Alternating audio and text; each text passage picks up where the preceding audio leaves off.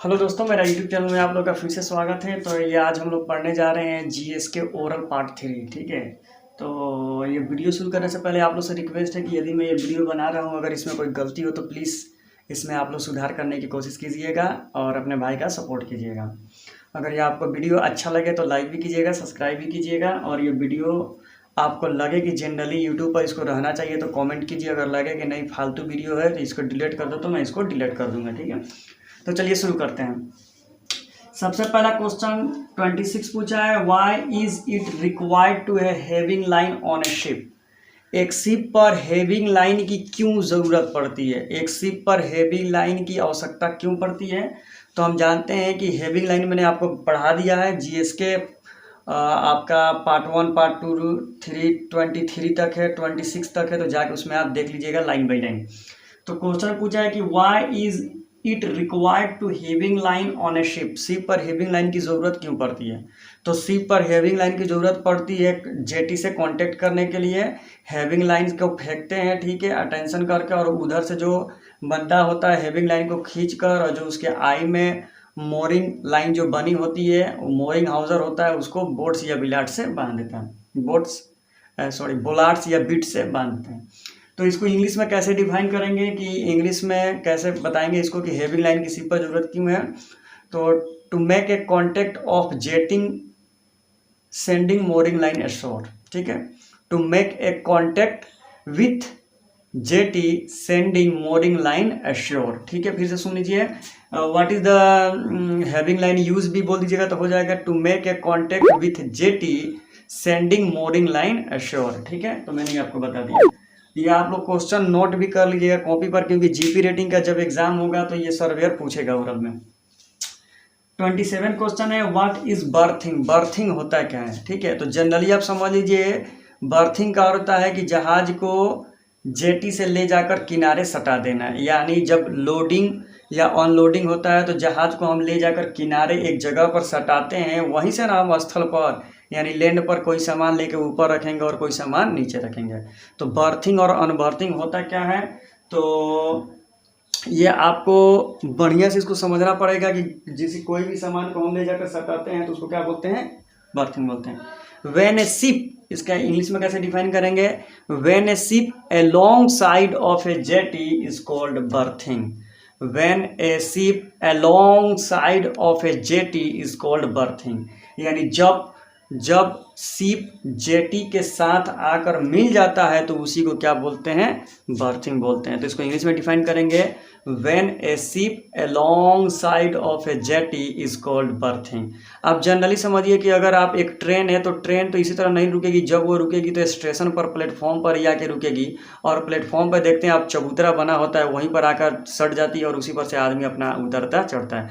उसी तरह शिप पर भी वैसा ही होता है। शिप पर भी पोर्ट होता है, पोर्ट में आकर शिप और उसका जो डेक होता है एकदम सेम इक्वेशन पर आ जाता है, और उसके बाद आदमी अपना सामान लोडिंग अनलोडिंग करता है। तो जो एक साथ आकर जो मिल जाता है ट्रेन की तरह, तो उसी को क्या बोलते हैं, तो बर्थिंग बोलते हैं। तो when A ship along side of a jetty is called berthing. Number 28 की बात करें, क्वेश्चन पूछा है, when will you use having line. Heaving line का यूज क्यों किया जाता है। ठीक है, when will you use having line. एक क्वेश्चन पूछा है कि हैविंग लाइन का यूज क्यों किया जाता है, तो आप वही बोल सकते हैं जो फर्स्ट में बोला हूँ, या दूसरी तरीके से भी बोल सकते हैं, heaving line is use to make a contact of a jetty sending mooring line ashore, या heaving line use in a berthing, यानी बर्थिंग टाइम हैविंग लाइन का यूज किया जाता है।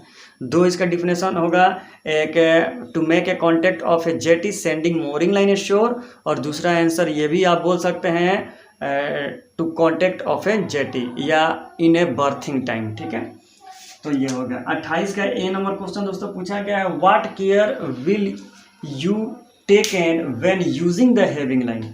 आप जब हैविंग लाइन यूज करते हैं तो उस समय आपको क्या क्या सावधानियां बरतनी चाहिए, आपको क्या क्या सावधानियां बरतनी होगी हैविंग लाइन थ्रोइंग करते समय। आपने हैविंग लाइन थ्रो किया होगा, अगर आपको नहीं पता है कि हैविंग लाइन कैसे थ्रो किया जाता है तो उस पर भी वीडियो है, जाइए आप जाकर वीडियो देखें।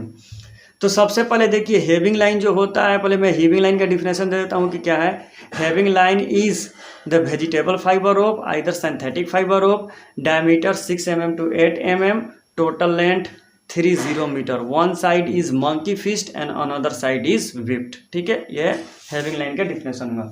लेकिन पूछ रहा है कि जब आप हैविंग लाइन थ्रो कीजिएगा, तो हैविंग लाइन जब आप थ्रो कीजिएगा तो उसमें आपको क्या क्या सावधानियां बरतनी है, तो आपको इसको डिफिनेशन में देना पड़ेगा। Having line must be prepared before throwing. बोल रहा है, पहला आपका क्वेश्चन होगा, आंसर होगा कि having line must be prepared properly for throwing. Heaving line को थ्रो करने से पहले उसको प्रॉपरली तरीका से क्या करना है, क्वाइल करना है, यानी प्रिपेयर करना है। Must be prepared properly for throwing. ठीक है, माने हैविंग लाइन को पहले आपको प्रिपेयर करना पड़ेगा। दूसरा होगा about 2/3 length of a heaving line small coil of the left hand. ठीक है, 30 मीटर है, 30 मीटर में से 2/3 निकालेंगे तो 20 मीटर आएगा। तो 20 मीटर आपको स्मॉल क्वाइल कर लेना है और उसको लेफ्ट हैंड में रखना है। ठीक है, 1/3 of length of a heaving line should be coiled in a right hand. ठीक है, और 30 में से 10 भाग क्या करना है, 10 मीटर अपने राइट हैंड में रखना है। ये 3 टॉपिक मैंने आपको बता दिया। चार जो फोर्थ लाइन थे वो होगा heaving line should be throw right hand and free from left hand coil. ठीक है, तो ये 4 मैंने आपको पॉइंट बता दिया। ठीक है, first must be prepared heavy line before throwing. Throw करने से पहले आपको उसको प्रिपेयर्ड करना है, बढ़िया से क्वाइल करना है। अबाउट 2/3 यानी 30 मीटर का 2/3 निकालेंगे। देखिए आप 30 मीटर हैवी लाइन का लंबाई होता है, इसका 2/3 निकालेंगे तो कितना हो जाएगा, 20 मीटर हो जाएगा। यानी 20 मीटर आपको लेफ्ट हैंड में सिक्योर करना है। About 2/3 length of a heaving line small coil of a left hand में इसको क्वाइल करके रखना है। About 1/3 of a heaving line should be coiled in a right hand में उसको क्वाइल करना। Heaving line throw with right hand के साथ हैवी लाइन को थ्रो करना। 5वां point, left hand coil must be free run from left hand coil. ठीक है, तो ये आपको 5 टॉपिक बोलना पड़ेगा। नंबर 29 की बात कर लें। Tell 2 precaution will be observe on throwing the heaving line. बोल रहा है कि जब आप हैविंग लाइन थ्रो करेंगे तो 2 कौन सा प्रिकॉशन आपको बरतना है। ठीक है, उसके बिना आपका काम नहीं होगा। पहला, before throwing the heaving line must be one vicinity person sounding attention. जब आप हैविंग लाइन थ्रो करेंगे तो आपके आसपास जितने भी आदमी हो उनको आप अटेंशन करेंगे, यानी उनको आप सावधान करेंगे कि मैं हैविंग लाइन को क्या कर रहा हूँ, थ्रो कर रहा हूँ। अगर हैविंग लाइन का जो मंकी फिस्ट होता है अगर आके कहीं भी आपका लग जाए तो आप मछली की तरह छटपटा के मर जाएंगे। ठीक है, तो ये ध्यान से देखिएगा। Before throwing the heaving line vicinity person must be one soundly attention. जैसे आप हैविंग लाइन फेंकने जा रहे हैं तो इसको बोलना पड़ेगा जोर से, अटेंशन। उसके बाद आपको थ्रो करना है। ठीक है, ये पहला हुआ। ठीक है, when throwing heaving line with the right hand and must be allowed turn from the left hand coil. ठीक है, जब आप हैविंग लाइन राइट हैंड से फेंकेंगे तो ये जो आपका लेफ्ट हैंड है वो इस तरह होना चाहिए कि इसमें जितने भी क्वाइल आप 20 मीटर लगते हैं वो भी आराम से क्या हो, निकल जाए। नहीं तो इसको आप पकड़ कर रखेंगे तो क्या होगा, 10 मीटर जाएगा और 20 मीटर आपके हाथ ही में रह जाएगा। तो ये दो तरीका से आपको क्या करना है, तो 2 तरीका से आपको हैविंग लाइन को सिक्योर करना है। पहला ये होगा, before throwing the heaving line vicinity person must be one shortly attention. And second जो होगा, throwing the heaving line right hand and must be allow from left hand coil. अब हम लोग बात करते हैं 30 पर। What is the purpose of a monkey fist on the heaving line.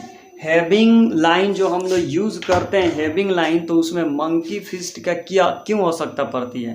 Heaving line छोड़ देना चाहिए, उसमें मंकी फिस्ट हम उसमें क्यों लगाते हैं।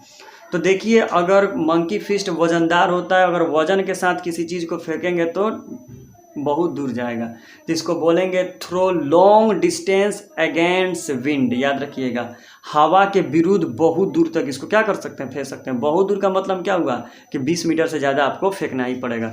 अगर आपका सर्वेयर एग्जाम लेने आएगा तो 20 मीटर नापेगा और 20 मीटर से आपको कम नहीं फेंकना है, 20 मीटर से आपको ज़्यादा फेंकना है, ठीक है। 3 चांस देते हैं। तो मंकी फिश का पर्पस क्या होता है, throwing a long distance against wind. अगर आप अगेंस्ट विंड बोलिएगा ना, यानी हवा के विरुद्ध, तो सर्वेयर खुश होगा। Throwing heaving line against, throwing a long distance against wind. Number 31 की बात कर लें, how will you find out the size of a rope. बोल रहा है कि किसी भी साइज का, किसी भी रोप का साइज मापने के लिए आप क्या करेंगे, तो measured by the vernier caliper in mm। हम लोग क्या करेंगे, वार्नियर कैलिपर लेंगे और उसे किसी भी रोप का क्या करेंगे, लेंथ या डायमीटर माप लेंगे। तो इसका ऑप्शन होगा वार्नियर कैलिपर। नंबर 32 की बात कर लें, show 2 boys in A lateral boy system. Lateral boy system का 2 नाम बताइए। तो हम लोग जानते हैं लेटरल बॉय और कार्डिनल बॉय, मैंने आपको पढ़ाया था।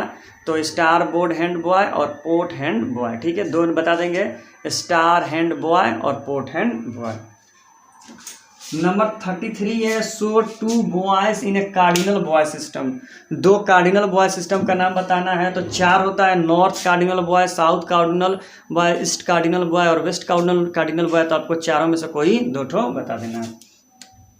नंबर 34 की बात करें, what is the safe water mark. मैंने पढ़ाया था what is the safe water mark, isolated danger mark, fair way buoy और स्पेशल मार्क और इमरजेंसी मार्क, ये सब मैंने आपको पढ़ाया था। तो मैं फिर भी बताता हूँ, what is safe water mark. Safe water mark का 3 नाम होता है। और कोई मुझे बता सकता है? अगर आपको आता है तो कमेंट कीजिए फटाफट, मैं भी देखूँ कि आप लोगों को रिमेंबर है कि नहीं। What is safe water mark, what is safe water mark, what is safe water mark. A safe water mark is also known of the fairway buoy और मिड चैनल बॉय, ठीक है। इसका 3 नाम है। It has navigable water all round it, ship can pass either side of this buoy. जहाँ safe water mark होता है उसके चारों तरफ नेविगेबल वाटर है। नेविगेबल वाटर का मतलब ही मैंने आपको बताया था, where the wide enough and deep enough. यहाँ पानी ज़्यादा है और यहाँ पर चौड़ाई भी ज़्यादा है, आप आसानी से इस साइड से पास कर सकते हैं। तो what is safe water mark buoy, तो safe water mark buoy is also known of a mid channel buoy और fairway buoy. It has navigable water, ship can pass either side of this buoy. 35 की बात कर लें, तो can a vessel pass either side of the isolated danger mark. क्या isolated danger mark के चारों तरफ से शिप पास हो सकता है? तो हाँ, बिल्कुल हो सकता है, लेकिन उसके ऊपर से नहीं हो सकता है। तो इसका ऑप्शन हो जाएगा यस। 36 की बात करें, what is the port hand buoy. Port hand buoy क्या है? तो port hand buoy is a buoy which is port hand when approaching from the sea side. यानी लेफ्ट साइड से आप जाते हैं तो उसको पोर्ट हैंड बॉय बोलते हैं, और जो आप राइट साइड से जाते हैं उसे स्टार बोर्ड हैंड बॉय बोलते हैं। Star hand buoy is a buoy which is a star hand buoy. Star hand buoy is a buoy which is keeped star hand when approaching from the sea side, ठीक है। तो ये आपका हो गया। 31 की बात कर लें, which side of the port hand star board hand boy way vessel will pass in the Indian port. बोल रहा है कि किस साइड में पोर्ट हैंड बॉय रहेगा और किस साइड में स्टार हैंड बॉय रहेगा जब एक शिप इंडियन पोर्ट में एंट्री करती है। तो बोलेंगे red colour buoy is the port hand buoy and green colour buoy is starboard hand buoy when approaching from the sea side of Indian port. तो हो जाएगा, यानी red colour buoy is the port hand buoy and green colour buoy is the starboard hand buoy when approaching from the sea side in Indian port. तो दोस्तों इतना मैंने आपको topic cover करवा दिया। अगर इसमें कुछ गलती हो तो प्लीज़ कमेंट कीजिएगा कि मैं इसको सुधारने की कोशिश करूं, क्योंकि आप लोगों के सपोर्ट से ही ये चैनल चलता है। तो thank you so much for watching this video.